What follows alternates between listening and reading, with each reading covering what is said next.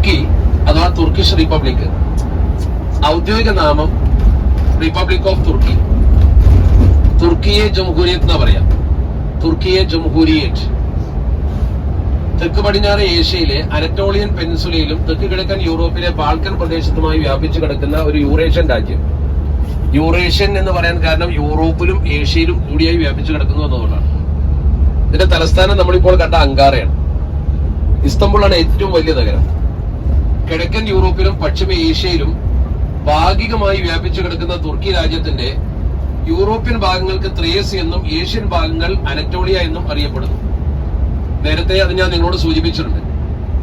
ഈ രണ്ട് ഭാഗങ്ങളെ അഥവാ ഏഷ്യൻ പാർട്ടിനെയും യൂറോപ്യൻ പാർട്ടിനെയും മർമറ കടല്, ബോസ്ഫറസ് കടലിടുക്ക്, ഡാർഡനൈൽസ് കടലിടുക്ക്, 3 കടലിടുക്കാണ്. ഈ 3 കടലിടുക്കൾ ചേർന്ന് വേർതിരിക്കണം. തുർക്കി എന്ന ഈ രാജ്യത്തിന്റെ അതിരുകൾ ശരിക്കും മനസ്സിലാക്കണം.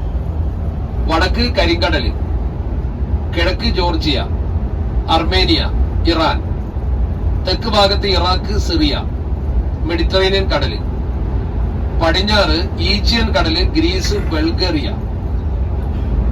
ഇതാണ് ഈ രാജ്യത്തിന്റെ അതിരുകൾ ഇടുന്ന പ്രദേശങ്ങൾ. 7,80,580 ചതുരശ്ര കിലോമീറ്റർ രാജ്യത്തിന്റെ വിസ്തൃതിയുണ്ട്. ഇവിടുത്തെ ഔദ്യോഗിക ഭാഷ ടർക്കിഷ് ആണ്. ഇവിടെ കുർദിഷ്, അറബി എന്നിവ ഭാഗികമായി ആളുകൾ സംസാരിക്കുന്നുണ്ട്. ഇവിടുത്തെ ഏറ്റവും പ്രധാനപ്പെട്ട നഗരം ഇസ്തംബുൾ ആണ്. അവിടുത്തെ നാണയം, മൊത്തം എടുത്ത നാണയം ടർക്കിഷ് ലിറ. ലിറ നമ്മൾ കണ്ടല്ലോ, അതാണ് ഇപ്പൊ നിങ്ങൾ ഉപയോഗിച്ചുകൊണ്ടിരിക്കുന്നത്. 600-ൽ പരം വർഷം ഒട്ടോമൻ സാമ്രാജ്യത്തിന്റെ കേന്ദ്രമായിരുന്നു തുർക്കി. മധ്യ യൂറോപ്പ് മുതൽ അറേബ്യൻ ഉപദ്വീപ് വരെ വ്യാപിച്ചു കിടക്കുന്ന ഒട്ടോമൻ സാമ്രാജ്യത്തിന്റെ ഉത്തരാഫ്രിക്കയുടെ വലിയൊരു ഭാഗവും ഇതിൽ ഉൾപ്പെട്ടു. 1923-ൽ ഒന്നാം ലോക മഹായുദ്ധത്തിന് ശേഷം മുസ്തഫ കമൽ അതാതുർക്കിന്റെ നേതൃത്വത്തിൽ സ്ഥാപിതമായ ആധുനിക തുർക്കി പഴയ ഒട്ടോമൻ സാമ്രാജ്യത്തിന്റെ ചെറിയൊരു ഭാഗം മാത്രമേ ഉള്ളൂ.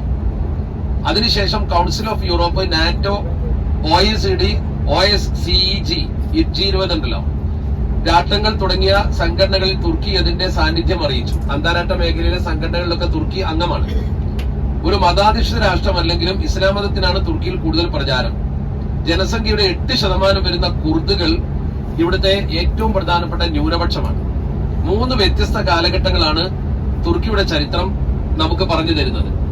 15-ാം നൂറ്റാണ്ടിന് മുമ്പുള്ള ചരിത്രം ഏഷ്യ മൈനറിന്റേതും അതിനുശേഷമുള്ളത് ഒട്ടോമൻ സാമ്രാജ്യത്തിന്റെയും ആധുനിക തുർക്കി റിപ്പബ്ലിക്കിന്റേതുമാണ്. അവ പഴയ കാലഘട്ടത്തിലെ ഏഷ്യ മൈനർ, അതിനുശേഷം ഒട്ടോമൻ സാമ്രാജ്യം, അതിനുശേഷം ന്യൂ തുർക്കി. പുരാതന നാഗരികതകളിൽ ഒന്നാണ് തുർക്കി. 11-ാം നൂറ്റാണ്ടിൽ തുർക്കികൾ ഏഷ്യ മൈനറിൽ, അതാ അന്നത്തെ ഏഷ്യ മൈനറിന്റെ ചരിത്ര പുസ്തകത്തിൽ അനറ്റോളിയ എന്നാണ്. ഇവിടെ എത്തുന്നതിന് മുമ്പ് ഈ പ്രദേശം ഹിറ്റൈറ്റ്, പേർഷ്യ, ഗ്രീക്ക്, റോമൻ എന്നീ സാമ്രാജ്യങ്ങളുടെ ഭാഗമായിരുന്നു. വിവിധ രാജ്യങ്ങളിൽപ്പെട്ട ഒരു പ്രദേശം മാത്രമായിരുന്നു ഇത് എന്നർത്ഥം. റോമ സാമ്രാജ്യത്തിന്റെ വിഭജനത്തിന് ശേഷം ഏഷ്യ മൈനർ ബൈസാന്റിയൻ സാമ്രാജ്യത്തിന്റെ കീഴിലായി. സെൽജൂക്ക് തുർക്കികളായിരുന്നു ഏഷ്യ മൈനറിലെത്തിയ ആദ്യത്തെ തുർക്കി വംശജർ, സെൽജൂക്കികൾ എന്നറിയപ്പെടുന്നത്. 1071-ൽ മാൻസിക്കോട്ട് യുദ്ധത്തിൽ ഇവർ ബൈസാന്റിയൻ ചക്രവർത്തിയെ തോൽപ്പിച്ചു. അങ്ങനെ അവർ ഏഷ്യ മൈനറിൽ സ്ഥാപിച്ച സാമ്രാജ്യം റോം സുൽത്താനത്ത് എന്ന പേരിൽ അറിയപ്പെട്ടു. അങ്ങനെയാണ് ഈ രാജ്യം റോം സൽത്തനത്തിന്റെ ഭാഗമായി വരുന്നത്. 13-ാം നൂറ്റാണ്ടിൽ മംഗോളിയർ സെൽജൂക്കുകളെ പരാജയപ്പെടുത്തിയതോടെ അവരുടെ ആധിപത്യം ദുർബലമായി. ഇതോടെ 13-ാം നൂറ്റാണ്ടിന്റെ പകുതിയോടെ ഏഷ്യ മൈനറിൽ ഉടലെടുത്ത നിരവധി തുർക്കി നാട്ടുരാജ്യങ്ങളിൽ ഏറ്റവും ശക്തമായിരുന്നു ഈ പ്രദേശം. വടക്ക് പടിഞ്ഞാറൻ ഏഷ്യ മൈനറിലെ സോഗത്ത് അമീറത്ത്, ഉസ്മാൻ ഒന്നാമനായിരുന്നു ഈ സ്ഥലത്തിന്റെ സ്ഥാപകൻ. അന്ന് ശക്തിപ്പെട്ടു വന്നൊരു പ്രദേശമാണത്. അഥവാ ഏഷ്യ മൈനറിലെ സോഗത്ത് അമീറത്ത് എന്ന ഒരു ഭരണകൂടത്തിന്റെ പേരാണത്. ഉസ്മാൻ ഒന്നാമൻ, ഇദ്ദേഹത്തിന്റെ പിൻഗാമികളാണ് ഉസ്മാനികൾ അഥവാ ഒട്ടോമനുകൾ എന്നറിയപ്പെട്ടത്. ഈ പ്രദേശം ഉസ്മാൻ ഒന്നാമൻ കീഴടക്കിയതിനു ശേഷമാണ് ഉസ്മാനിയ ഭരണകൂടം സ്ഥാപിക്കപ്പെടുന്നത്. അല്ലാതെ നമ്മള് ഖലീഫ ഉസ്മാൻ ഇബ്നു അഫ്ഫാൻ റളിയല്ലാഹു തആല അൻഹുമായി ഈ ഭരണകൂടത്തിനോ ഒട്ടോമൻ സാമ്രാജ്യത്തിനോ ബന്ധമില്ല. ഉസ്മാൻ എന്നത് അദ്ദേഹം ഇവിടുത്തെ ഉസ്മാൻ ഒന്നാമൻ ഈ പ്രദേശം പിടിച്ചടക്കി ഭരണം ആരംഭിച്ച ഒരു ഭരണാധികാരിയായിരുന്നു. ഉസ്മാൻ എന്നത് ഓട്ടോമൻ എന്ന് എഴുതി, അങ്ങനെ അത് ഓത്തുമാൻ എന്ന് വായിച്ചു, അത് ഒട്ടോമനായി. അങ്ങനെയാണ്. ഇപ്പൊ ഇബ്നു സീനയെ അവിസന്യാണ് ശരിക്ക്, അവിസന്യാക്കി അവര്. അതുപോലെ തന്നെ ഇബ്നു റുസ്നെ അവറോസാക്കി. അപ്പൊ ഈ രീതിയിൽ പാശ്ചാത്യർ ചില പേരുകൾ മാറ്റിയപ്പോ വന്ന സംഭവിച്ചതാണത്.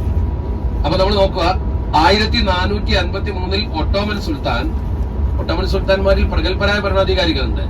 അതിൽ മുഹമ്മദ് ഒന്നാമൻ ബൈസാന്റിയൻ സാമ്രാജ്യത്തിൽ നിന്നും കോൺസ്റ്റന്റിനോപ്പിൾ പിടിച്ചെടുത്ത് തുർക്കിയുടെ ചരിത്രത്തിലെ ഏറ്റവും പ്രധാനപ്പെട്ട ഒരു വിജയം കാഴ്ചവെച്ചു. ചരിത്രത്തിലെ അവിസ്മരണീയമായ അധ്യായമായിരുന്നു ഈ വിജയം. അങ്ങനെ ഏഷ്യ മൈനറിലെ ഒരു ചെറിയ അമീറത്തിൽ ഒരു ചെറിയ രാജ്യം ആരംഭിച്ച് ലോകത്തെ ഒരു വൻ ശക്തിയായി ഒട്ടോമൻ സാമ്രാജ്യം മാറുകയായിരുന്നു. അതുകൊണ്ടാണ് മുഹമ്മദ് ഒന്നാമൻ എന്ന് പറയുന്ന മുഹമ്മദ് രണ്ടാമൻ എന്ന് പറയുന്ന ഈ ഭരണാധികാരിയെ ഒട്ടോമൻ സാമ്രാജ്യത്തിന്റെ സ്ഥാപകൻ എന്ന പേരിൽ വാഴ്ത്തപ്പെടാൻ കാരണം. ഒന്നാം ലോക യുദ്ധത്തിൽ തുർക്കിക്കുണ്ടായ പരാജയമാണ് ഒട്ടോമൻ സാമ്രാജ്യത്തിന്റെ പതനത്തിന് കാരണമായത്. 1920 സഖ്യകക്ഷികളുമായി കരാറിൽ ഒപ്പുവെച്ചതോടെ ഏഷ്യ മൈനറിന് പുറത്തുണ്ടായിരുന്ന പ്രദേശങ്ങളെല്ലാം ഒട്ടോമൻ തുർക്കിക്ക് നഷ്ടപ്പെട്ടു. ഈ കരാറിൽ ഒപ്പുവെച്ചതിൽ പ്രതിഷേധിച്ച് മുസ്തഫ കമാൽ പാഷ അങ്കാറയിൽ ഒരു ബദൽ സർക്കാർ രൂപീകരിച്ചു. വിദേശ അധിനിവേശ സേനയിൽ നിന്ന് തുർക്കിയെ മോചിപ്പിച്ചതിനൊപ്പം കമാൽ പാഷ ഒട്ടോമൻ സുൽത്താൻമാരുടെ ഭരണം അവസാനിപ്പിച്ച് 1923 തുർക്കിയെ ഒരു പുതിയ റിപ്പബ്ലിക്കാക്കി മാറ്റി. അങ്ങനെയാണ് കമാൽ പാഷയുടെ തുർക്കി റിപ്പബ്ലിക് നിലവിൽ വരുന്നത്. കമാൽ പാഷയായിരുന്നു ഏകകക്ഷി ജനാധിപത്യത്തിൽ അധിഷ്ഠിതമായ തുർക്കി റിപ്പബ്ലിക്കിന്റെ ആദ്യത്തെ പ്രസിഡന്റ്. തുർക്കിയുടെ ഇസ്ലാമിക പാരമ്പര്യത്തെ തുടച്ചു മാറ്റി അദ്ദേഹം ജനാധിപത്യവൽക്കരണം, ദേശീയത, ജനപ്രിയ നയം, പരിവർത്തനവാദം, മതനിരപേക്ഷത, രാഷ്ട്രവാദം തുടങ്ങി പുതിയ പുതിയ വാദങ്ങൾ കൊണ്ടുവന്ന് അദ്ദേഹം ആ കാലഘട്ടത്തിൽ പുതിയൊരു ചിന്താഗതി രാജ്യത്ത് അടിച്ചേൽപ്പിക്കുകയാണ് ഉണ്ടായത്. രാജ്യത്തിനകത്തും പുറത്തും സൗഹൃദം എന്നതായിരുന്നു കമാൽ പാഷയുടെ വിദേശ നയം. വിദേശ രാജ്യങ്ങളുമായി സൗഹൃദത്തിലെത്തിയ തുർക്കി രണ്ടാം ലോക മഹായുദ്ധത്തിന്റെ അവസാന ഘട്ടം വരെ നിഷ്പക്ഷമായി തുടർന്നെങ്കിലും 1945 സഖ്യകക്ഷികൾക്കൊപ്പം ചേർന്നിരുന്നു. യുദ്ധത്തിന് ശേഷം അതിർത്തി പ്രദേശത്തെ ചൊല്ലിയുള്ള തർക്കത്തെ തുടർന്ന് സോവിയറ്റ് യൂണിയനുമായുള്ള ബന്ധം വഷളാവുകയും അമേരിക്കൻ ചേരിയിലെത്തുകയും ചെയ്തു. അതോടെ ജനാധിപത്യ സംവിധാനം ഉദാരമാക്കുകയും പ്രതിപക്ഷ പാർട്ടികൾക്കുള്ള നിരോധനം നീക്കുകയും ചെയ്തു. 1950 മുതലുള്ള കാലത്ത് കമാൽ പാഷയുടെ കക്ഷിയായിരുന്ന റിപ്പബ്ലിക്കൻ പീപ്പിൾസ് പാർട്ടിയെ അധികാരത്തിൽ നിന്ന് പുറത്താക്കി. വിവിധ പ്രതിപക്ഷ കക്ഷികൾ രാജ്യത്ത് അധികാരത്തിൽ വന്നു. അമേരിക്കൻ സാമ്പത്തിക സഹായത്തോടെ ത്വരിതഗതിയിലുള്ള സാമ്പത്തിക വികസനം നടത്തി. എന്നാൽ കമാൽ പാഷ നടപ്പാക്കിയ ആ നയത്തിൽ നിന്ന് വ്യതിചലിച്ച് മതസംവിധാനം ഇക്കാലത്ത് അല്പമാത്രം ശക്തിപ്പെട്ടു.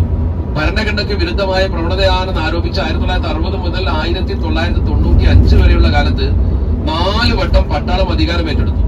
1970കളുടെ അവസാനം തുർക്കിയുടെ ചരിത്രത്തിലെ പ്രക്ഷുബ്ധമായ ഒരു കാലഘട്ടമായിട്ടാണ് ചരിത്രത്തിൽ നമുക്ക് കാണാൻ കഴിയുന്നത്. ഇവിടെ രാഷ്ട്രീയ വംശീയ സംഘടനകൾ മൂലം അരാജകത്വം നടമാടിയ വേളയിലാണ് 1980 പട്ടാളം 3ാം വട്ടം അധികാരം ഏറ്റെടുത്തത്. അതിനുശേഷം രാജ്യത്തെ രാഷ്ട്രീയ സ്ഥിരത കൈവന്നു.